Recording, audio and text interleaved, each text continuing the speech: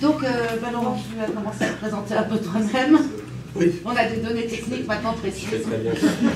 Laurent Weil est écrivain de science-fiction et depuis peu de thriller. Tu nous as donné entre autres Vallée Pilleur d'âme qui vient de ressortir en poche chez les Moutons électriques dans la collection Helios. Et puis ce qui nous intéressera plus particulièrement, Les étoiles sans balance et de Damner de l'asphalte chez Critique. On est sur un contexte post-apocalyptique pleinement. Et puis donc récemment ton thriller Goodbye Billy. Quant à Raphaël, tu publies chez les Moutons électriques aussi, avec des essais qui sont des petites sommes de connaissances assez impressionnantes. Je citerai brièvement Zombie, science-fiction qui va nous intéresser aussi, et puis le superbe bouquin sur Miyazaki. J'ai cru comprendre que tu traduis le japonais aussi d'ailleurs. Non, je travaillais avec une traductrice. D'accord. Je mettais en forme ce qu'elle mettait en français. D'accord. Mais voilà, c'est une spécialité un petit peu aussi, le cinéma d'animation japonais. Oui, j'adore l'animation. Sinon, je mange des sushis aussi. Pardon. D'où les poissons, la mer, tout ça. Voilà. Voilà, c'est pour ça que tu sais tout ça, c'est fabuleux. Merci de cette précision absolument indispensable. C'est moi qui ai insisté, vous l'avez fait remarquer tout à l'heure, messieurs. J'avais bien voulu qu'on parte sur Mad Max, mais avant la première question que vous m'avez suggérée, que je reprends immédiatement, c'est pour vous le post-apocalyptique, c'est quoi? En revenu? En revenu, non un pas. revenu. Un revenu, pardon. Oui, c'est bien. Non, le post-apo, pour moi, c'est l'avenir de. C'est le futur, quoi. C'est tout simplement le futur. En plus d'être distrayant et de l'écrire maintenant, parce qu'on se marre, pour l'instant, ça va, on a de l'électricité, on bouffe, on a de l'eau, tout ça. Mais petit à petit, on aura moins d'électricité, on aura moins de bouffe, on aura moins d'eau. On aura plus de gens et moins de trucs à leur mettre dedans. Et donc ça va se déliter petit à petit et ça va arriver à des situations où ça sera de la survivance en fait. Voilà, comme le type de bouquin de Matheson dont on parlait tout à l'heure. Ça sera de la survivance, les gens vont essayer de se démerder. Moi, ma vision, elle n'est pas nucléaire, elle n'est pas épidémique, elle n'est pas zombie, elle est juste ce qu'on a maintenant, dans 70 ans, ça ressemblera à quoi? Parce que qu'est-ce qu'on nous offre comme futur? Pas grand-chose. On nous offre des centrales nucléaires qu'on ne sait pas gérer, qui tombent les unes après les autres en panne, ou qui nous foutent la merde. On va avoir des pénuries de bouffe, on va avoir des pénuries d'eau, on va avoir un certain nombre de choses comme ça. Si on continue à s'organiser en société telle qu'on est, on va dériver vers quelque chose qui va donner cet inestimable ouvrage que vous voyez ici, qui est magnifique. Pour un prix modique de je ne sais pas combien. Ah oui, 23,50. Ah oui, c'est grave pas quand même. J'ai payé 23,50. Oui. Donc, ouais, je pense que le post-apo, c'est tout simplement notre futur à plus ou moins long terme. Que ça soit, c'est pas une catastrophiste, parce que si ça se trouve, on va très bien s'en sortir. On va très bien se démerder, de vivre en communauté plus petite, de vivre avec moins de besoins, de vivre avec moins de téléphone portable, avec moins d'électricité, avec... Regardez, cet après-midi, je parlais tout à l'heure dans une autre conférence de l'histoire du téléphone portable qui coûte de l'énergie, qui est fabriqué à grands frais ailleurs et qu'on a ici à vil prix parce que c'est des esclaves qui les fabriquent. Ça consomme de l'électricité, ça nous crée des besoins, on a tous des besoins sur nos téléphones portables, etc. Là, ici, il n'y a pas de prise électrique. Les prises électriques dans la salle où on signe nos bouquins, elles sont à 5 mètres du sol. D'accord? Ce qui est très commode. Les prises sont là-haut, donc ça veut dire que je ne peux pas les utiliser. Donc mon téléphone a faim, il réclame sa pitance, qu'il ne va pas avoir, il va tout simplement s'éteindre à un moment donné, et ma vie ne va pas s'arrêter. Enfin, j'en sais rien, mais j'ai jamais fait l'expérience de mon téléphone complètement déchargé. C'était une idée atroce qui m'empêcherait de dormir, c'est pour ça que je bois en dormant d'ailleurs. Mais voilà, un jour ou l'autre, ces trucs-là vont s'arrêter, comme d'autres trucs se sont arrêtés, on se crée des besoins, on se crée des choses qui ne sont pas nécessaires. C'est-à-dire, il y a 30 ans, j'ai connu cette époque il y a 30 ans, je n'étais pas très vieux, si j'étais vieux déjà. Bon, et je n'avais pas de téléphone portable il y a 30 ans. Je me démerdais très bien. Dans ma bagnole, il n'y avait pas de GPS. Quand je voulais aller quelque part, je regardais la carte avant. Voilà, c'est tout. Maintenant, je rentre dans ma bagnole, je dis je veux aller là, le GPS s'allume et il me dit tu prends à gauche, tu prends à droite, bientôt il tournera le volant tout seul. Voilà. Mais ça, c'est des trucs qu'on se crée, donc qu'est-ce que ça va être le post-apo? Je pense que ça va tomber les uns derrière les autres, ces machins-là, et on va retomber à ce qu'on était avant. Peut-être pire dans un premier temps, parce que les gens ne vont pas s'habituer comme ça, il va y avoir des mouvements de foule et de rébellion, et de gens qui vont vouloir leur téléphone portable et l'exiger je dis téléphone portable, c'est une image, mais qui vont vouloir le truc qu'ils ont maintenant et qui vont l'exiger de leurs gouvernants et qui ne pourront plus leur donner, parce qu'il n'y aura tout simplement ni plus les ressources, ni plus la technologie, ni plus les gens pour le faire, ni plus la flotte, ni plus les gens pour les acheter. Parce que quand il n'y a plus d'argent, il n'y a plus de consommation. S'il n'y a plus de consommation, ça s'arrête. Voilà, je finis. Je dirais que le post-apo, c'est le miroir des peurs du temps qui passe. Et que c'est bien ça. C'est joli. Oh, c'est joli ça. Enfin bon, parce que ça fait plusieurs années que je travaille sur un projet justement sur le post-apo. C'est le prochain en fait, projet libre à l'essai sur lequel je suis en train de travailler. Donc je suis un peu dedans, en plein. Et le post-apo, ça remonte au 19e siècle. On va dire le premier roman de 1826. Et que voilà, Marie Shelley, le dernier homme. Oui, c'est le premier en fait qu'on considère en tant que fiction classique. Fiction. Et simplement, voilà, en travaillant sur de décennie en décennie, on voit bien que le post-apo, c'est ce miroir des peurs. Au 19e siècle, c'était la peur de la comète, du déluge, de la glaciation. Passé la Grande Guerre de 14, c'est tout d'un coup le sujet, c'est la civilisation est mortelle parce que la guerre peut la détruire. Donc il y a toute une littérature qui est générée pendant l'entre-deux-guerres sur ce thème-là. Qu'après 1945, c'est la bombe atomique, donc ça marque énormément la culture américaine.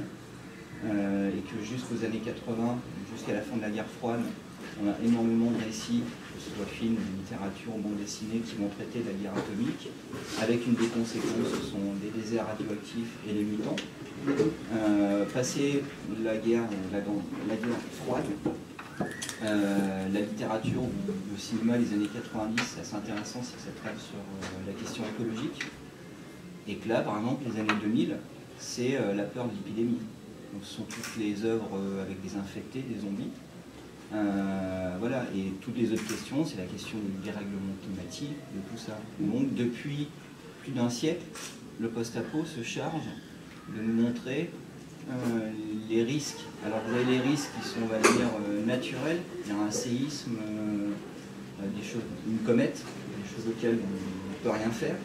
Et puis vous avez tout un énorme tronçon, c'est la responsabilité de l'homme dans ses propres malheurs. Alors moi, c'est ce qui m'intéresse, ce qu'on discutait, et que la science-fiction, dans un sens très large qui est l'anticipation, le post-apo, elle se charge en permanence de nous dire attention, voilà ce qui pourrait arriver à un moment donné. Donc Laurent il choisit voilà, de traiter sur certains aspects, il y en a d'autres qui vont utiliser le thème de l'épidémie. Parce que depuis l'épidémie de la vache folle, en passant par le sida, en passant par les grippes aviaires, jusqu'à Ebola aujourd'hui, voilà, c'est quelque chose qui nous fait extrêmement peur. Et puis après, il y a une autre thématique qui est, on se rend compte que notre civilisation, elle est extrêmement fragile. En fait, aujourd'hui, notre civilisation, la technologique, on a fait une très belle présentation, c'est un colosse au pied d'argile. Et je prends toujours un seul exemple, c'est le tsunami au Japon en 2011. On s'est rendu compte que la troisième puissance économique du monde avait du mal à organiser les secours dans la région qui était touchée, parce que notre infrastructure est extrêmement fragile. Plus on utilise la technologie, notamment la technologie électronique, plus on a une société effectivement hyper développée, mais il suffit d'avoir une éruption volcanique, une éruption solaire, je ne sais pas si vous êtes au courant, l'an passé, à une semaine près, on a failli retourner au XVIIIe siècle. Parce qu'on a échappé à une éruption solaire extrêmement violente. Voilà, ce sont ces facteurs-là qui font qu'on a une prise de conscience, que notre civilisation est très très fragile. Et je vous citerai un roman que je vous conseille tous, qui est écrit alors, par un républicain américain, mais le roman est intéressant, c'est 2 secondes après.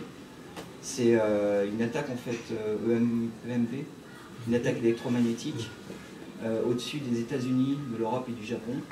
Et du jour au lendemain, donc, toute la société est bloquée parce que l'électronique ne marche plus. C'est ce qui se produit. Sachant que tout est électronique. Et le roman, il est magistral parce qu'il nous montre un an d'existence d'une communauté dans la montagne américaine. Ils sont 10 000 au début, à la fin du roman, ils sont plus de 1000. Et que ce qui est intéressant dans le roman, ce sont les séances comité d'urgence du village, où le médecin il explique, bah là, première semaine, il y a tous les diabétiques qui vont y passer. Parce qu'on n'a plus de pharmacie, parce qu'on n'a plus d'électricité, on ne peut plus sauver les vaccins, les sérums. Et puis au fur et à mesure des mois, il explique qu'il n'y a plus de médicaments là, donc il va falloir enfermer tous ceux qui sont dépressifs. Parce que comme ils n'ont plus de médicaments, ils ne peuvent plus être traités, donc ils risquent d'être dangereux. Et il nous montre, et puis il a l'incapacité de faire fonctionner des véhicules, de faire fonctionner n'importe quoi. Voilà. Ça c'est un des aspects. Donc, et je finirai pour faire mon petit tour. Il y a l'aspect, c'est que nous sommes des gens très civilisés, inscrits dans une société très civilisée, qui utilise une technologie très civilisée, et qu'en fait, ce que cette littérature ou ce cinéma pointe du doigt, c'est le fait que si un jour tout s'effondre, on est incapable de cultiver, on est incapable d'aller tuer le cochon, on est incapable en fait de survivre. Et que la science-fiction post-apo, depuis le 19e, traite de ce rapport-là, c'est-à-dire entre l'impact de la société industrielle et le rapport de l'homme à son environnement. Et donc gardez toujours en tête ça. Et donc toutes les œuvres, même Walking Dead, des choses comme ça, traitent en permanence de ces questions. Exactement. Walking Dead a un raccourci qui joue sur... En fait, ce qui est intéressant dans Walking Dead lui-même, c'est l'histoire avec les zombies. Parce que l'histoire autour, elle est pas très développée ou quoi que ce soit. Il y a pas de... Mais ça joue sur les peurs, en fait. On joue sur les peurs et c'est cet environnement-là qui amène des peurs, qui amène... Pourquoi les zombies dans Walking Dead? Pourquoi les mecs, ils ont choisi de faire ça avec les zombies? Parce que ça faisait un joli titre, Walking Dead, c'était pas mal. Et puis après, parce que... qu'est-ce que c'est que le zombie dans Walking Dead? Le zombie dans Walking Dead, c'est l'autre. C'est comme l'ennemi, c'est l'autre, ou machin, qu'est-ce qu'il avait dit, Sartre L'enfer, c'est les humains. Voilà, c'est ça, voilà, c'était écrit 20 secondes zone. Et donc, voilà, c'est exactement ça, c'est qu'à chaque fois, on sait que l'autre est l'ennemi. Dans Walking Dead, dès qu'on entend un bruit, c'est l'ennemi. Dès qu'on voit une ombre, c'est l'ennemi. Voilà, on sait ça d'office. Donc ça fonctionne là-dessus. C'est pas l'aspect post-apo qui est intéressant. Dans Walking Dead, l'aspect post-apo, il est là parce que c'est une excuse pour avoir des zombies. Ah, je suis pas d'accord, mais bon. Tu as le droit de pas être d'accord, mais c'est moi qui ai raison. Je suis vraiment pas d'accord. Justement, le zombie n'est que alibi pour parler de l'humain. Et que l'humain, c'est la capacité à s'entendre des fois tous ces phénomènes. Ouais. Ça, c'est la version intelligente. Maintenant, tu penses vraiment que les studios américains, ils ont réfléchi à ça? Ils se sont dit, on va faire du blé, et on va faire pour qu'il y ait du sang et du cerveau, et du cervelle, de la cervelle partout. Voilà. On va faire ça. Non, mais tu peux associer les deux. Tu regardes le casting de Walking Dead, c'est intéressant d'ailleurs comme truc sociétal. Tu regardes le casting, il y a Michonne la Black, le type, le patron de tout le monde, c'est un flic, il a son fils qui porte son chapeau de flic. Il y a qui est-ce qu'il y a là-dedans? Il y a le type avec l'arbalète, etc., qui est un rebelle. C'est des archétypes. C'est que des archétypes. Voilà. C'est que des archétypes. Ils ont mis grec dedans parce qu'ils n'avaient pas leur quota asiatique. Donc voilà. Donc on a tout un truc qui est bâti sur des codes. Si tu t'arrêtes à ces archétypes, ce qui est intéressant dans Walking Dead, c'est que le zombie, c'est le troisième acteur. Si tu veux, dans c'est grosso modo la fiction post-apo. Tout s'effondre, on repart à zéro, et vous avez les derniers civilisés et les nouveaux barbares. Oui. C'est une thématique qui est constante. Bien sûr. Et que le zombie s'intègre comme un troisième acteur, et qu'il est simplement, il renvoie à ce que nous sommes en tant que monstres.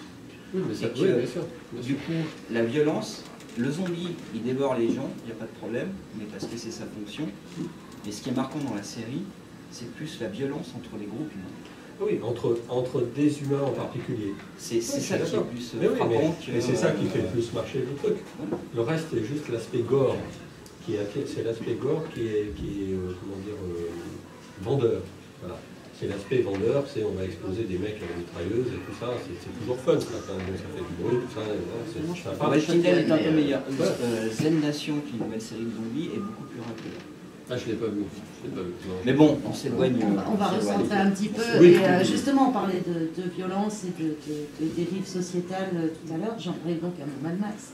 Je vais vous caser quand même. J'y tenais parce que... On a parié entre nous qu'elle n'y arriverait pas. Et ben, vous avez perdu. On a repoussé le mois à peu près. Ouais, on a gagné un quart d'heure. Ceci dit, je trouve que c'est un point de départ intéressant.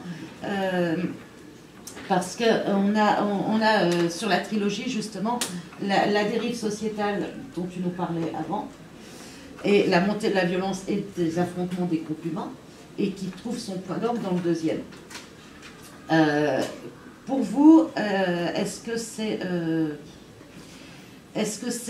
quelque chose qui nous attend, ou est-ce que c'est vraiment purement de la science-fiction? Mad Max? Ouais. Oui. Toute la série dans son ensemble? Oui. Ouais, la série dans son ensemble. Pour moi, celui qui est réaliste, c'est le 2. Voilà. Mais parce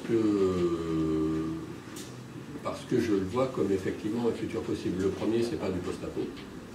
Le premier, c'est une société... c'est du pré-apo. C'est de l'entropie. Ouais, c'est du pré-apo. Pré-apo, c'est pré-apo. C'est de l'entropie. Ouais, si tu veux. Mais le deuxième, c'est du post-apo, parce qu'on est beaucoup plus tard, parce que,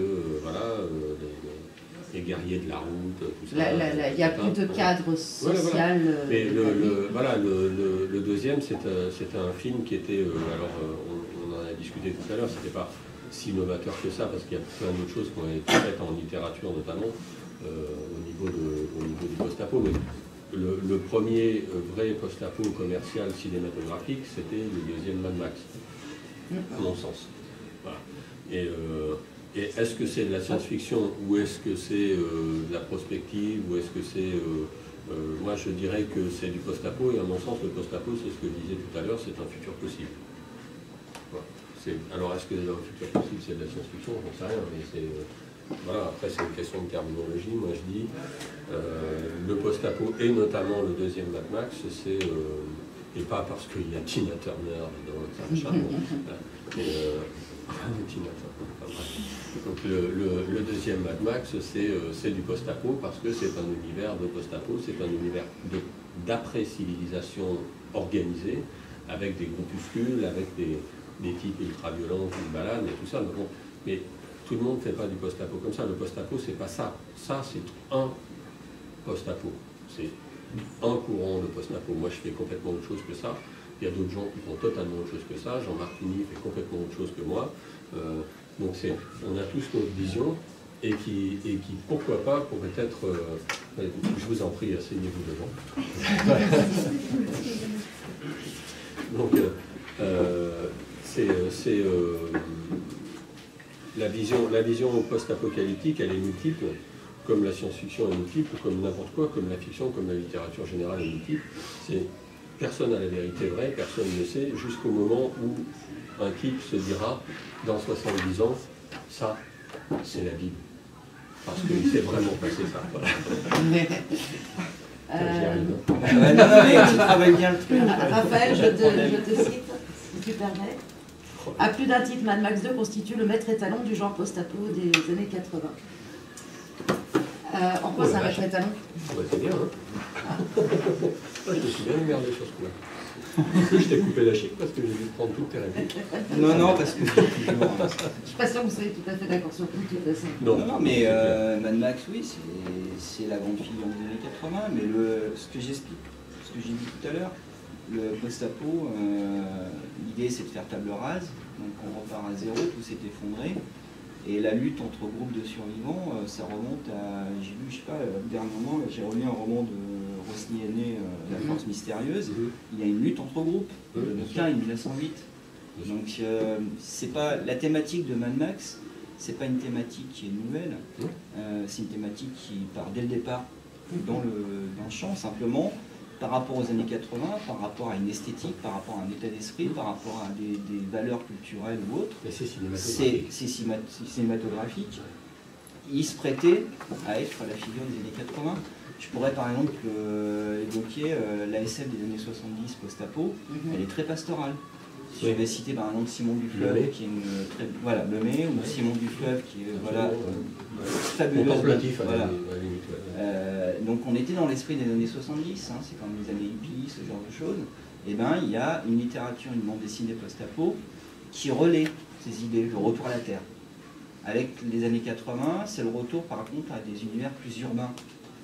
Parce que bon, il y a Mad Max, mais je pourrais citer Akira, le manga, le film d'animation qui se passe au milieu urbain. Il y a plein d'autres choses.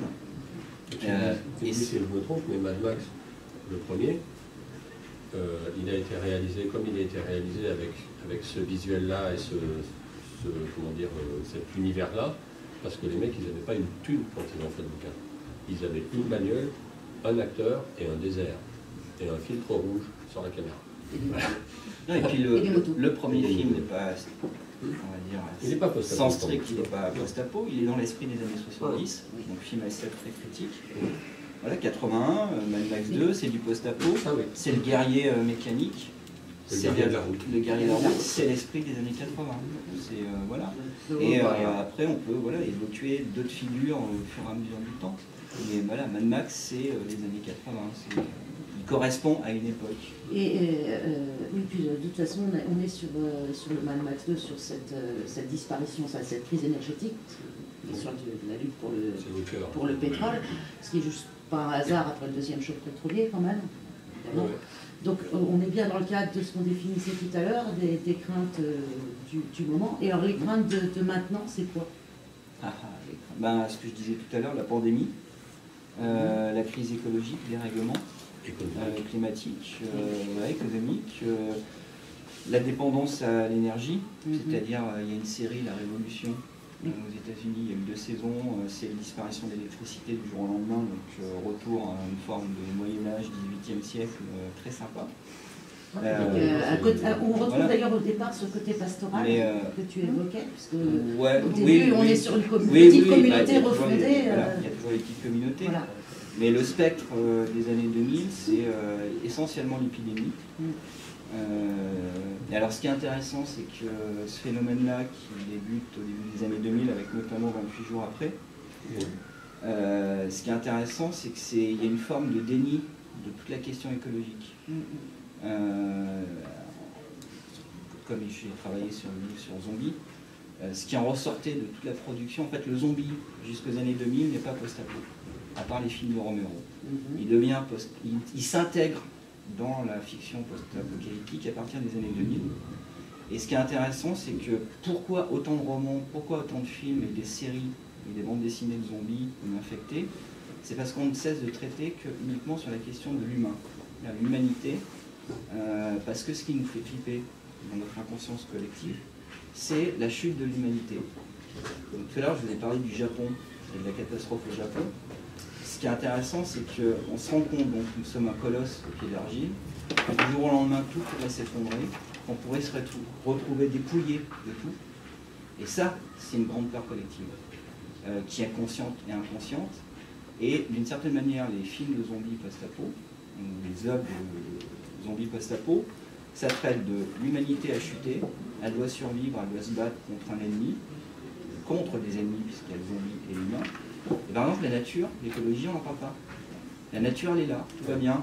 Mais par exemple, qui fait encore fonctionner, c'est toujours un délire que j'adore dans ce type de fiction, c'est tout le monde est mort de l'épidémie de zombies, qui fait encore fonctionner les centrales nucléaires. C'est-à-dire, dans ce type de fiction, on ne traite jamais de ces questions-là. Si ça se trouve, c'est des zombies, on n'est pas dans la merde. Peut-être des zombies qui font fonctionner, ou alors des mutants. Peut-être des mutants. Donc il y a une forme de déni, c'est-à-dire qu'on ne traite que de l'homme, on ne traite pas de l'environnement. Sachant qu'on est dans une période où la question du dérèglement climatique devient quand même une réalité, qu'il y a des cycles de conférences internationales depuis le début des années 90, qu'on ne cesse de poser la question, qu'on voit le réchauffement, qu'on voit tous ces dérèglements, cyclones, etc. Maintenant, la fiction, elle semble focaliser que sur cette peur de la chute de l'humanité. Le problème aussi, il y a aussi le fait que l'histoire de, par exemple, Walking Dead, pourquoi c'est focalisé, d'un côté il y a les conflits entre les mecs, et de l'autre côté il y a les zombies que tout le monde combat. Et on ne parle pas non plus d'écologie, mais absolument pas dans Walking Dead. Il n'y a absolument aucune notion. C'est l'archétype. C'est totalement occulté. C'est aussi parce qu'on est sur une série américaine à grand spectacle et qu'on ne va pas traiter plusieurs problèmes à la fois. On traite un truc à la fois, de la fiction pure et dure.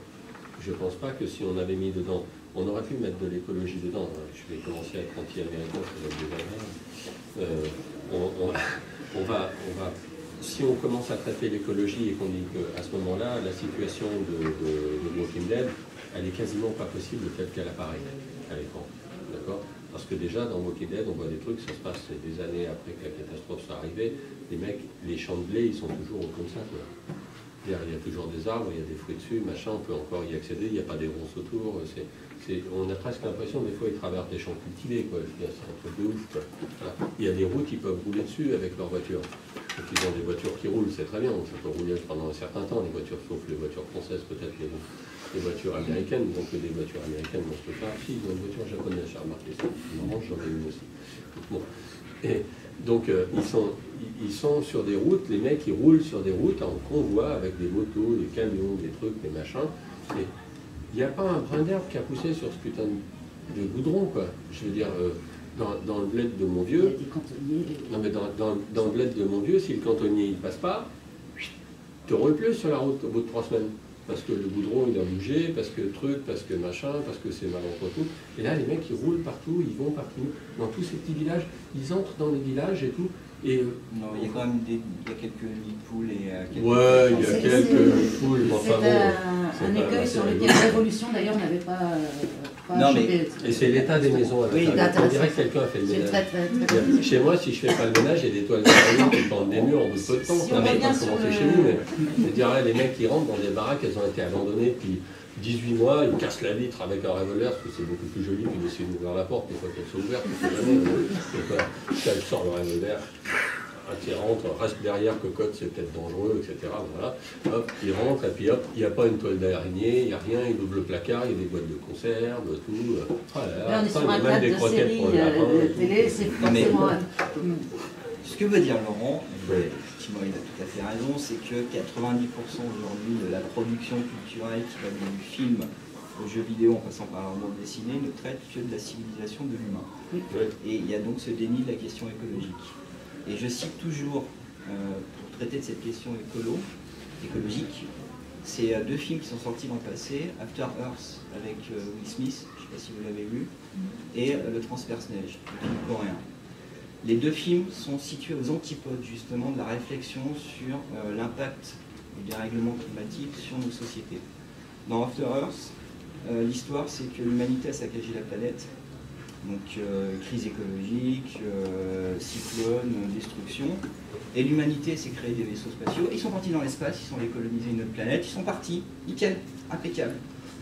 L'idée, dans le film, on ne traite jamais de cette question, c'est qu'on a massacré une planète, on est parti ailleurs, parce que la science nous a permis d'aller ailleurs. Impeccable. Dans Le Transperce-Neige, c'est tout l'inverse. C'est qu'au début du film, ils expliquent que l'humanité a créé un gaz qui devait refroidir l'atmosphère pour régler la question du réchauffement climatique. Sauf que ça s'est mal passé, qu'on est arrivé dans une ère glaciaire. Donc on a 2 discours complètement à l'opposé. C'est que dans le film américain, c'est un film hollywoodien, on a détruit la planète, mais c'est pas grave, on avait la science, elle nous a permis d'aller voir ailleurs. Et on se pose plus les questions. Dans le film coréen, une fois on aborde la question, parce que ça c'est les tenants de la science dure, qui est toujours de dire on aura toujours une science qui nous permettra de régler les problèmes générés par la science précédente. Comme il y avait au 19e siècle un mec qui avait dit en 1900, Paris sera enterré sous 18 mètres de crottin de cheval. Voilà. Et puis un con a inventé la locomotive à vapeur. Et donc du coup, fini. Après on a eu la vapeur, mais la vapeur va nous étouffer. Et un con a inventé l'électricité. Donc après on avait des trucs électriques. Et maintenant on a des trucs électriques, ça ne pollue pas, mais il faut des centrales nucléaires pour faire de l'électricité. Donc voilà, donc c'est toujours ça. Et la solution, elle n'est jamais technologique. La solution, elle doit être, à un moment donné, elle va être humaine. Il va falloir prendre une décision. Alors dire ça suffit les mecs, c'est bon là, voilà. Maintenant l'électricité, on va la faire avec des choux-fleurs. Et les choux-fleurs, on les mettra dans des sous-sols, et les choux-fleurs, ils pédaleront. Voilà. Et ils feront de l'électricité. Voilà. Wow. Voilà. Ça, c'est un concept. Là, ça, c'est un concept. Putain, il faut que je prenne des notes. Non, mais... Enfin voilà, c'est juste pour dire que ces deux films, ils illustrent complètement aujourd'hui le débat qu'il peut y avoir au sein de la culture, l'imaginaire populaire. C'est d'un côté, il y a ceux qui font c'est pas grave, on continuera à aller jusqu'au bout, De toute façon. et c'est pas bien grave. Ouais. Et puis il y a d'autres qui, voilà, On évoquait tout à l'heure la différence entre le cinéma et la littérature sur le post-apo, parce qu'on est quand même un peu sur un cas de cinéma là normalement. Est-ce que, je me demandais tout à l'heure si l'écologie, enfin si on pouvait parler d'écologie que dans un cadre de catastrophe, et dans le cas du cinéma, est-ce que c'est lié justement au fait qu'il faut quelque chose de visuel ou voilà, tu poses deux questions. Oui, je suis en train de me mélanger. C'est intelligent comme question. C'est trop intelligent, c'est ça.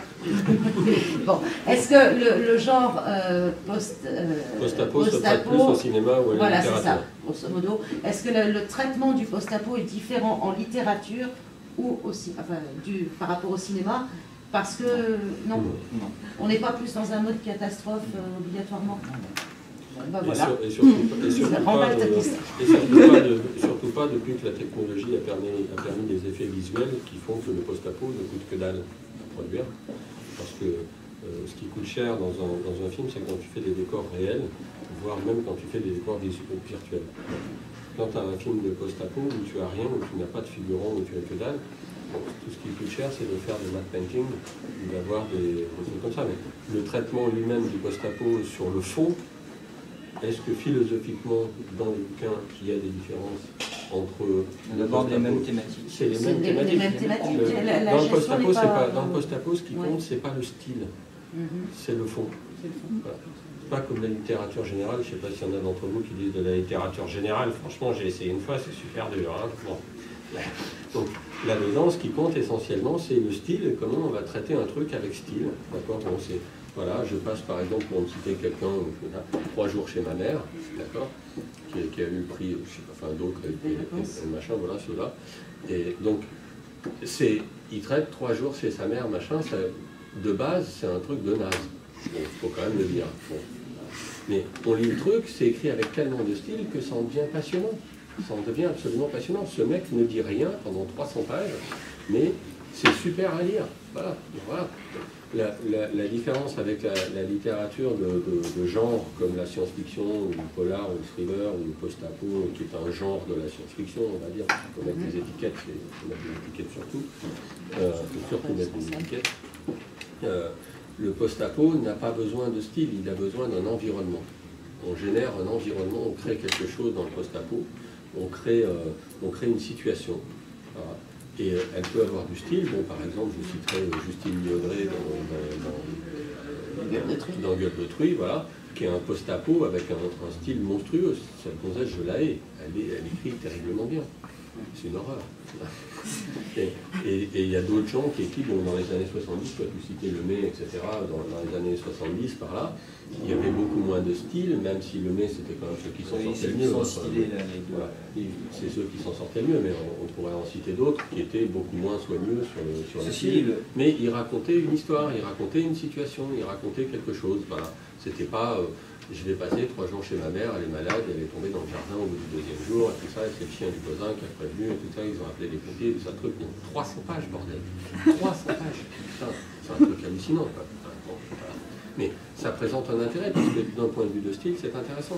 Alors, la seule différence qu'il pourrait y avoir entre le post-apo écrit et le post-apo cinématographique, c'est que cette histoire de style dans le bouquin va être difficile à retranscrire à l'écran. Dire, faire des phrases et machin et trucs, qu'est-ce qu'on fait à l'écran avec ça, quoi.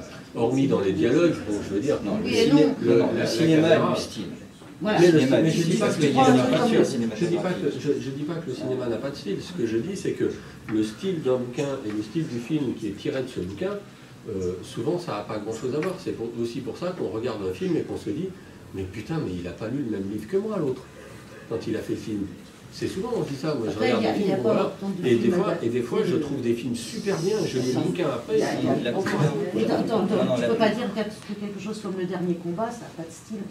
Mais je dis pas que ça n'a pas de style. Mais je dis pas que ça n'a pas de style, mais le dernier combat, c'est une espèce de post-apo aussi. Bah oui, voilà. c'est pour ça que je te mais suis c'est pas pour ça. Dans le post-apo, je pense que c'est pas une question de style, c'est une question d'idée. Voilà, c'est ce que je me permets. Le roman La Route est un roman exceptionnel. Pour le coup, le film est une catastrophe. Le transpersonnage, il y a une très bonne bande dessinée et il y a aussi un très bon film. Oui, mais en grand écart. Oui, mais La Route, McCarthy, qu'est-ce qu'il fait? Il raconte rien. On est d'accord. Il dit que dalle. Oui, il est comme l'autre avec sa mère qui tombe dans le jardin. C'est dans votre acceptation du rien, parce que McCarthy, c'est rien, mais c'est aussi la vie bien profonde. Non, mais bien sûr, bien sûr. Il a fait 3000 pages avec... Il raconte une ligne de vie. McCarthy raconte une ligne de vie. Voilà. Il raconte une ligne de vie. Qui est plutôt radical. Dans un monde radical, mais le mec avec son fils, qui se balade dans un monde radical. C'est tout à fait très bien. L'homme, le fils, enfin il y a... Oui, il y a le rapport... Ce que je vais te laisser, la transmission, elle se joue dans le... Justement, tiens, c'est... Dans le particulier, mais aussi dans l'universel, parce qu'il n'y a plus rien. Le post-apo, moi, je mettrais en avant, c'est le fond, c'est-à-dire c'est les idées. Et dans le travail que je fais, je peux remonter à des romans du 19e siècle, des romans des années 50 jusqu'à des romans actuels. Peu importe le style, c'est les idées qui sont mises en avant. Et par exemple, ce qui m'intéresse, c'est de pouvoir, par exemple, retrouver la première occurrence, par exemple, du cannibalisme. Donc j'arrive à remonter un roman de 1908 ou un roman de 1939 et de voir comment des idées qui aujourd'hui sont des idées complètement intégrées dans, voilà, quand on regarde Walking ou La Route, où il y a des cannibales, ben, le cannibalisme, ça remonte à très très loin. Et ce qui est intéressant, c'est comment, en termes d'imaginaire collectif, toutes les thématiques post-apo sont traitées donc, sur une longue mise en perspective historique, et comment, quand on lit un roman ou on voit un film des années 50, il est le reflet de son époque. Et c'est ça qui est intéressant, c'est de voir comment, par exemple, dans les années 50, autour de l'énergie atomique, les Américains, donc la bombe atomique, c'est le grand choc, que la littérature se met donc à écrire des récits de guerre atomique, avec les conséquences qu'elles ont. Et ben, il y a certains auteurs qui continuent à défendre l'énergie atomique, parce que c'est un moyen de renaissance. Donc il y a des romans, il y en a un qui s'appelle Renaissance justement, c'est grâce à l'énergie atomique que la civilisation peut se rebâtir. Et il y a des auteurs qui eux sont beaucoup plus critiques, comme Aldous Huxley dans Temps au futur, où là c'est les effets des radiations, donc avec la création des mutants. Donc c'est ça qui est intéressant, c'est comment le post-apo se fait donc toujours je dis le miroir des peurs d'une époque, et comment par exemple le mutant a été une figure extrêmement importante de cette littérature des années 50 aux années 80, parce qu'elle est la conséquence de l'arme atomique, et comment cette figure-là a été remplacée par exemple par l'infecté de zombies dans les années 2000. Parce que la problématique de la société de l'imaginaire, c'est plus la guerre atomique, c'est la peur de mourir d'une épidémie. Donc moi, c'est ça qui m'intéresse dans ce processus. C'est-à-dire que la mort de l'homme, enfin l'humain, est beaucoup plus terrifiante, je veux dire, que la mort de notre monde. Peut-être parce qu'on a cette capacité de l'occulter ou... Là, j'ai parlé d'une trame, mais je pourrais parler de la trame écologique, qui est née dans les années 60, qui s'est développée dans les années 60-70, qui a été assez importante dans les années 90. Donc il y a ça. Il y a dans les années 70-60 aussi la question de l'entropie, comment un système se désintègre par lui-même. Voilà, le champ du post-apo, c'est que c'est un champ extrêmement large au niveau des thématiques. Je suis plutôt dans cette thème-là, voilà. l'entropie. Et ce qui est fabuleux dans cet ensemble-là, c'est comment des voix multiples qui s'expriment à travers le support de la littérature, du cinéma, de la bande dessinée ou du jeu vidéo ou de ce qu'on veut, expriment tout un ensemble de réflexions sur qu'est-ce que la civilisation, comment peut-on survivre à la chute de la civilisation, comment peut-on reconstruire quelque chose. Et il y a des romans qui vont défendre par exemple l'idée d'un retour à la Terre, de reconstruire des choses. Pour moi, le film qui est vraiment qui intègre le plus la question écologique et la question du post-apo, de la civilisation de l'humain, c'est Nausicaa de Miyazaki. Alors je conseille le manga parce que le manga est une des plus belles œuvres qui existent. Le film est très intéressant mais différent. Mais à travers ces deux œuvres, on a vraiment un travail autour de l'écologie puisqu'on voit le développement d'une communauté de type paradis perdu qui essaie de préserver le reste de son environnement. et qui a le rapport de l'homme à la nature, de l'homme à son environnement. Donc voilà, ça c'est une des voies sur la question. Il y a Pollen de Joël Batrovert aussi. Oui, il y a aussi. Ou sinon après, je pourrais citer Soleil Vert, film de 1973, qui est fabuleux et qui explique comment notre surexploitation, voilà, le générique, rien que le générique est génial là-dessus, comment la surexploitation amène à la mort de l'environnement et à comment l'humanité devient son propre bétail. Et avec la conclusion à la fin qu'on Sol se fait suicider, en fait, où on voit toute la nature telle qu'elle était avant avec les 4 saisons du Vivaldi, je crois que oui, c'est ça.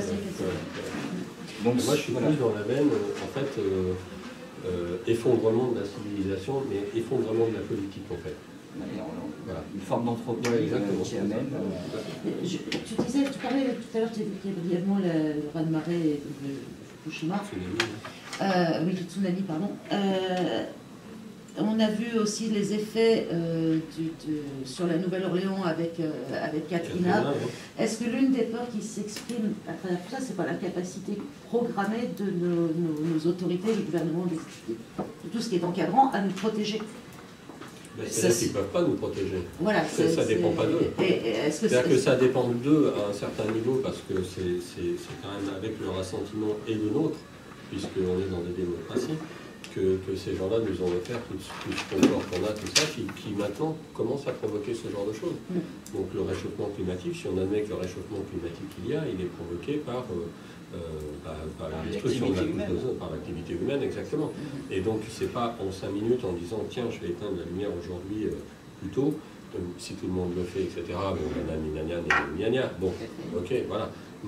Mais ce truc, il est emmanché et ça a une telle inertie, ce truc-là, que la glace, elle ne va pas s'arrêter de fondre tout de suite, même s'ils arrivaient à prendre une décision. Et donc, ce qui se passe, c'est qu'ils n'en prennent pas de décision en se disant ça. En se disant, je ne vais pas prendre des décisions maintenant parce que ça va influer sur le commerce, on ne va plus vendre de téléphones portables, on ne va plus vendre de je ne sais pas quoi, etc., des tremplats, de tout ce qu'on veut, d'accord?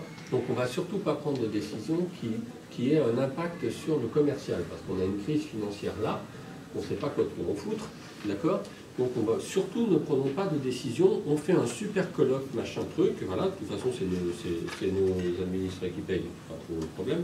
Donc on fait un super colloque, machin, et on laisse la page blanche à écrire à tous les mecs qui fabriquent tous les trucs dont on a besoin, etc., et qui continuent de polluer, qui continuent d'amener ce truc, et pendant ce temps-là, les icebergs fondent. Alors en même temps, c'est très bien parce qu'il n'y a plus d'icebergs pour rencontrer le Titanic. Donc, le Titanic c'est fait, hein, voilà. Donc maintenant, voilà, les icebergs fondent, tout ça. Qu'est-ce que je vais mettre dans mon whisky? Ça, c'est la vraie question, voyez-vous. Non, mais je veux dire, le trip, c'est exactement ce qui se pose. Eux, ils se réunissent à Lagos ou je sais pas où pour une conférence sur l'écologie. Ça coûte je sais pas combien de tonnes de kérosène pour amener tous ces crétins là-bas discuter d'un problème qu'ils ne connaissent pas. Et pour surtout ne pas prendre de décision, ils n'en prendront pas. Donc, comme d'habitude, ils n'en ont jamais pris. Ils ont fait, je me rappelle du truc, comment ça s'appelait, ce machin sur l'émission des gaz de serre, je ne sais plus quoi là. Le protocole de Kyoto. Ouais, le protocole de Kyoto, voilà. Protocole de Kyoto, il y a des dérogations. Parce qu'il y a des gens qui ont le droit de polluer plus que les autres, parce qu'il y a des dérogations, quoi. Parce que bon, c'est du business, quoi, quand même. Et c'est surtout, alors ce qui est bien, c'est qu'on dit c'est pour aider les pays émergents. Mais ce n'est pas pour aider les pays émergents que les pays émergents ont des dérogations sur le protocole de Kyoto. C'est parce que c'est dans les pays émergents qu'on fabrique vos téléphones portables, et qu'on fabrique vos chaussures, et qu'on fabrique tous ces trucs-là. C'est comme ça que ça se passe. Donc ils font du business comme ça. Ils disent non, ok, nous on va moins polluer, hein, d'accord, mais on va faire des voitures qui polluent moins. Donc, on va déjà pas les faire, on va les faire ailleurs. Voilà. Relativiser, on va faire des voitures qui polluent moins, on va faire des trucs qui polluent moins. Surtout, vous allez avoir un impôt, hein. On va vous coller un impôt sur l'essence parce que vous polluez drôlement fort, hein. Ah, ça craint hein, quand même. Donc voilà. Donc c'est toute cette situation-là. Donc nous, on fait ça, on paye, on truc, on machin parce qu'on a les moyens. C'est pas le problème. C'est pas le problème, il n'est pas là, d'accord. Le problème, il est qu'on nous raconte une belle fable en nous disant pollueur-payeur, sans déconner. Qui est-ce qui pollue aux Indes et qui est-ce qui pollue à Taïwan? Parce que vous croyez que les Taïwanais, ils ont besoin des 500 millions de postes de télévision qu'ils fabriquent par an chez eux? Sans déconner. Hein? Les mecs, ils sont 10 millions. ils bossent pour un salaire de misère, ils fabriquent votre télévision, et non, ils peuvent polluer parce que eux, c'est des pays émergents. Et le business, il est chez nous, le pognon, il est chez nous. C'est chez nous qu'ils rentrent le pognon, c'est pas chez eux. Les mecs, s'ils avaient le salaire de ministre, ça se saurait, bordel. Enfin, je veux dire, diable. Raphaël, donc l'écologie, elle est toute... Sur quoi? Sur cet ça, ensemble. là, on rentre dans un grand débat. Ouais, on va Ou sur le tsunami et sur... Oui. Plutôt sur la gestion de crise, en fait. Non, parce que je n'étais pas sûre de du... La gestion de la crise, c'est un autre problème. Voilà, c'est ça. Mais ça provoque ce que je dis. Ça provoque, non, complètement. Mais c'est un débat sur dans quel monde on vit, quel type de système. Non, le Katrina, Fukushima, tout ce genre de choses, elles nous montrent simplement notre incapacité à résister à la nature. Surtout quand on a fait chier. Voilà. Quand la nature se met en colère, on se rend compte qu'on a du mal à résister. Donc je reviens encore à cette histoire du Japon, de l'idée du colosse au pied d'argile. On est dans une société extrêmement fragile. Et ce qui nous fait peur, c'est de voir comment on ne peut pas résister à la colère de la nature. Puis on a des infrastructures électroniques, comme tu disais, mais pas des infrastructures physiques. Ce qui explique donc qu'aujourd'hui, les fictions post-apocalyptiques des années 2000 vont traiter de la question de l'humanité, de la société, pas de la question écologique, parce que ça serait remettre en question notre mode d'existence, c'est remettre en question notre système dans lequel on vit. Donc voilà, c'est simplement que les structures de production, notamment cinématographiques et télévisuelles, ont décidé que c'était pas ça les questions à aborder. Et la gestion de l'info, on est plus focalisé sur l'idée de la peur de l'humanité de disparaître, la peur de l'humanité de se retrouver dépouillée de tout ce qui fait sa civilisation et ses attributs. Souvent, par exemple, aussi l'idée du zombie, de l'infecté, c'est justement celui qui est censé qui nous vole en fait ce qui fait que nous sommes un être civilisé. Que la métaphore du zombie qui va nous transformer en zombie, c'est-à-dire en être non pensant, c'est simplement l'autre, celui qui va vous voler votre téléphone portable, tout ce qui fait les éléments qui font un individu. Donc aujourd'hui, voilà. Donc l'écologie, elle a une portion relativement congrue dans l'imaginaire post-apocalyptique.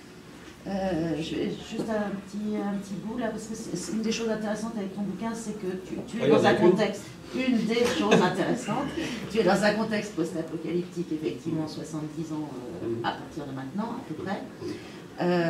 Mais tu reviens en début de chapitre, à peu près un chapitre sur deux, avec des fragments de journaux télévisés, de romans, d'articles, etc., sur ce qui s'est passé avant et comment on en est arrivé là. Et là, tu nous as sorti un extrait d'un roman de Pierre Jean Val, de Crash de Babylone, publié en 2032. Donc, en son temps, l'American Way of Life ne fut que le détonateur d'une réaction en chaîne qui n'attendait qu'une étincelle. Nous chevauchions le pétard comme ces gosses pouilleux à Califorchon sur une bombe non explosée. On est tout à fait dans ce cadre-là. Ceci dit, une fois qu'on est parti et que ça a pété, comment ça se gère visuellement pour le cinéma, par exemple? On passe quasiment systématiquement par la violence. Vous pensez que c'est une réaction obligatoire de l'homme à une situation de crise, la violence? C'est vendeur. C'est vendeur, oui, mais encore. Il y a pas. Est-ce qu'il y a... C'est la thématique pour nous. C'est la thématique centrale du post-apo. Et puis c'est facile au niveau scénario. C'est facile au niveau scénario. C'est aussi réducteur que ça ou... La violence? Oui. Bien sûr. L'exploitation de la violence dans le cinéma ou dans les bouquins, c'est une facilité. C'est une facilité. Quand je mets une baston dans un bouquin, ça fait un truc qui retourne, ça me permet de me débarrasser de quelques enculés. Et puis voilà quoi. Mais la violence, c'est jamais une marque de scénario qui va bien quoi. Là, la violence ne sert qu'à faire du décor. Dans les films américains, pourquoi il y a de la violence? T'as un film, je me rappelle d'un film qui n'était pas un film de SF, c'était un film de braquage, qui s'appelait Heat. Oui. Et les mecs, ils tirent sans arrêt dans ce film. Je me rappelle d'une scène de fusillade dans la rue. Les mecs, ils ont des fusils automatiques, des fusils de guerre automatiques, et ils tirent mais chargeur sur chargeur sur chargeur sur chargeur. Et ça sert à que dalle. Ça fait des trous dans les bagnoles, ça explose des pare-brises. il y a un flic qui est blessé. Enfin, ils ont tiré 12 millions de cartouches, il y a un flic blessé et un type qui prend une balle. Bon, au niveau du résultat, c'est quand même extrêmement zéro. Mais ça fait des belles scènes, ça fait des scènes de ralenti, ça court, ça met de la pression, ça met tout ça, mais ça raconte rien en fait. La pression, il y a un beau film qui raconte la pression pour parler de violence. Il y a Un après-midi de chien avec Al Pacino, je ne sais pas si vous l'avez vu, qui est aussi un film de braquage, où il est coincé dans cette banque avec des flics tout le tour. Et c'est psychologique. Je ne sais même pas s'il y a un seul coup de feu dans ce film-là, mais peut-être qu'il y en a parce que c'est un film américain, mais c'est vachement plus intéressant de raconter l'histoire comme ça. Une histoire post-apo où il n'y aurait pas de violence, que les gens essayent de survivre par eux-mêmes et tout ça, je ne sais pas si ça arriverait à être passionnant pour le grand public tel qu'on l'appelle et qu'on le définit à l'heure actuelle, et qu'on a besoin de créer une histoire où on puisse faire une coupure toutes les 22 minutes pour avoir 6 minutes de pub. Voilà, parce qu'il faut que ça soit vendeur. Si vous avez une histoire très pastorale, vous coupez hop, avec 6 minutes de pub, et quand vous remettez la série, il n'y a plus personne qui la regarde, parce que tout le monde a zappé pendant la pub. Voilà. Walking Dead, personne zappe pendant la pub, parce qu'on sait que ça va se massacrer derrière. Quand il y a la coupure pub dans Walking Dead, ils sont là. Ah. Regardez comment ça se passe, le truc. Vous verrez, quand il y a la coupure pub, c'est là qu'elle se produit. Et donc vous revenez après, et donc vous regardez la pub. Parce qu'elle est juste là pour ça, c'est ça qui finance le truc, hein. C'est juste ça. Hein. Donc si vous racontez une vraie histoire sans violence, c'est vendeur dans un livre. Parce qu'il n'y a pas de coupure pub dans un livre, ça s'utilise différemment d'un film, un livre. C'est un livre, on peut le prendre et ça peut raconter, et pendant 300 pages, sa mère, elle est tombée dans le jardin avec beaucoup de style. Voilà. Donc c'est super sympa, voilà. Mais moi je l'ai lu ce bouquin, et je l'ai trouvé vachement bien, je ne sais même plus comment il s'appelle, j'arrête pas de le rendre juste. C'est Bear Grylls ? D'accord. Bon, alors, voilà, c'est lui. Voilà. Et donc j'ai trouvé ça vachement bien, ce bouquin-là. J'ai trouvé qu'il avait un style de ouf. Voilà. Il disait rien avec un style de ouf. Maintenant, si on veut raconter du post-apo, on peut le faire avec du style, on peut le faire avec tout ça, mais au cinéma, on est obligé de le faire avec des flingues quand même un peu. Parce que, ou alors sinon, il faut un gros truc de promo avant pour dire, et puis mettre dedans des acteurs d'une sobriété, genre, je sais pas, Gérard Depardieu, par exemple, voilà, pour avoir une accroche, pour avoir quelque chose, quoi. Parce que sinon, vous prenez 3 inconnus dans un film de post-apo. Si vous avez un bon plan promo, que vous avez de la chance et qu'il y a du talent, et que vous avez une vraie histoire et qu'il y a un truc et que ça ne vous a pas coûté des fortunes parce que ça va faire des risques, eh ben vous arriverez peut-être à quelque chose. Mais en général, vous faites un film de post-apo, vous faites World War Z avec, comment il s'appelle Brad Pitt, voilà. Faites World War Z avec Brad Pitt, c'est-à-dire qu'il y a un scénario qui tient à peu près sur la moitié d'un timbre-poste. Et puis c'est tout, quoi. Des mitrailleuses et des hélicoptères, des zombies, et voilà, il n'y a rien dedans, quoi. Alors, 28 jours, il y a des trucs dedans. Comment ça s'appelle l'autre aussi, tu sais, le Fils de l'homme. Il y a le Fils de l'homme qui avait des... Qui était adapté de Dorothy James. Ouais, qui est vachement bien aussi. Il y a plein de films qui sont vachement bien, qui ne sont pas basés sur la violence. Il y en a forcément dedans. The Postman. The Postman, ouais, avec... Kevin Costner. Kevin Costner, il y a Waterworld, voilà, il y a peu de violence dedans, il y en a un peu, mais elle est comique, parce que franchement, les mecs qui sont sur le pétrolier, c'est quand même assez risible. Avec des rames et tout, c'est assez marrant. Et je dirais juste que je comprendrais la phrase de Hobbes, c'est l'homme est un loup pour l'homme, et qu'à travers toute la fiction post-apo, la question de la violence se pose automatiquement. Il y a que le concept du post-apo, ce que je disais tout à l'heure, c'est faire table rase. Il y a tous ces fonds. Je parlais du cinéma. Voilà. Mais même au niveau du cinéma, la question c'est que voilà, tout s'effondre, il n'y a plus de société, donc il n'y a plus de lien social, il n'y a plus d'organisation, tout est à reconstruire. Et que voilà, la fiction post-apo, sous toutes ses formes, traite depuis très longtemps de la question, donc, ce que je disais tout à l'heure, des derniers civilisés et des nouveaux barbares. Et que ce que peut pointer la littérature, mais aussi le cinéma, c'est que systématiquement, là, on est en groupe, demain on se retrouve dans une situation post-apocalyptique, il va y avoir au sein de ce groupe-là une constitution de sous-groupes qui vont s'opposer, parce qu'il n'y aura pas assez à manger, parce qu'il n'y aura pas assez d'eau, il n'y aura pas assez de ceci, il y a ceux parce qui voudront obéir et ceux qui mourront. Voilà. il y aura toujours un individu pour essayer de prendre le pouvoir. C'est l'idée de ce qu'on appelle le chef. Et je vous conseille le film Les Temps Futurs, le film de 1936 d'après H.G. Wells, qui justement, il y a une dimension post-apocalyptique, puisqu'il y a une guerre qui dévaste la civilisation, on régresse une forme de néo-féodalisme, et il y a la figure du chef. On va parler d'un truc, et donc, que je vois dans ton excellent ouvrage ici, c'est la bande dessinée. Ah, mais il y a plein de... Et tu remarques très bien, notamment Jérémia, je ne sais pas si vous avez... voilà. Jérémia, c'est... Oui, il faut s'arrêter au 12e album. Parce que justement, il était aussi question, derrière deux personnages, il était question d'une société, et puis après, c'est parti. Oui. Et puis maintenant, ça devient n'importe quoi. Et du coup, la violence, c'est quelque chose qui est forcément, on est obligé de le traiter dans la fiction post-apocalyptique, puisque de toute façon, il y aura des groupes qui voudront être des groupes parasites, c'est-à-dire parce qu'il y aura toujours des pillards, parce qu'il y aura toujours des gens qui vont vouloir exploiter d'autres gens. Et ce qui est intéressant dans ce type de fiction, c'est de montrer ce que l'homme peut être. La capacité qu'il a à être destructeur ou à concevoir un projet pour reconstruire. Et toute la fiction post-apocalyptique, elle traite de ça. Donc effectivement, la violence, c'est quelque chose qui est incontournable dans ce type de fiction, parce que ça traite de toutes ces questions-là. Voilà, les conflits de groupe. Les conflits de groupe. Et qu'à travers tous ces types de fiction, alors effectivement, tu as raison, la télévision, la culture du pub, tout ça, n'empêche qu'une série comme Walking Dead ne cesse de traiter de cette question, de comment des groupes humains réagissent par rapport à une situation extrême. Et je ne sais pas s'il y en a qui ont vu le début de la saison 5. Non, il y a les 2 premiers épisodes qui sont sortis. Alors tu dis rien.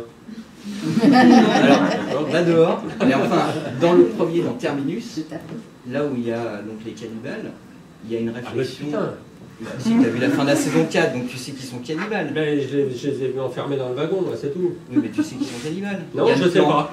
Et bien, on a regardé, à la fin de l'épisode saison 4, le dernier, tu as un plan où tu vois un abattoir avec des cadavres humains. Oui, et puis bon, si on connaît la BD, on sait. Ce qui est intéressant, c'est que dans l'épisode 5, saison 5, épisode 1, on justifie pourquoi les personnages sont devenus cannibales. C'est pas juste un acte gratuit, il y a tout un processus où il y a 2 scènes qui permettent de comprendre comment ils sont arrivés à cette situation-là. Donc c'est ça qui est intéressant dans la fiction. C'est bon. La fiction post-apo, c'est de, on n'est pas non plus dans le côté grand guignol où il y a un méchant caricatural. Aujourd'hui, les œuvres qui sont produites là, même les plus commerciales, je citerai une série qui s'appelle The Last Ship, produit par Michael Bay, qui vaut vraiment des points en termes de nationalisme américain. Mais dans le dernier épisode, il y a des choses hyper intéressantes sur le rapport à l'État, sur comment un groupe va prendre le pouvoir par rapport à un autre parce qu'ils ont des objectifs, parce qu'ils sont eugénistes, parce qu'ils sont prêts à continuer à massacrer les gens, parce qu'il y a l'appât du bien, parce qu'il y a l'appât du pouvoir, et de toutes ces thématiques. Donc la violence, malheureusement, demain le monde s'effondre, ça sera un monde de violence. C'est obligé parce qu'on n'aura pas assez à manger, on n'aura pas assez à boire, et qu'il y aura automatiquement des conflits entre nous. Oui, d'accord en fait. Pose ta question. Oui. J'ai trouvé simplement ce qu'il disait, effectivement, la crainte du retour de la loi du plus fort.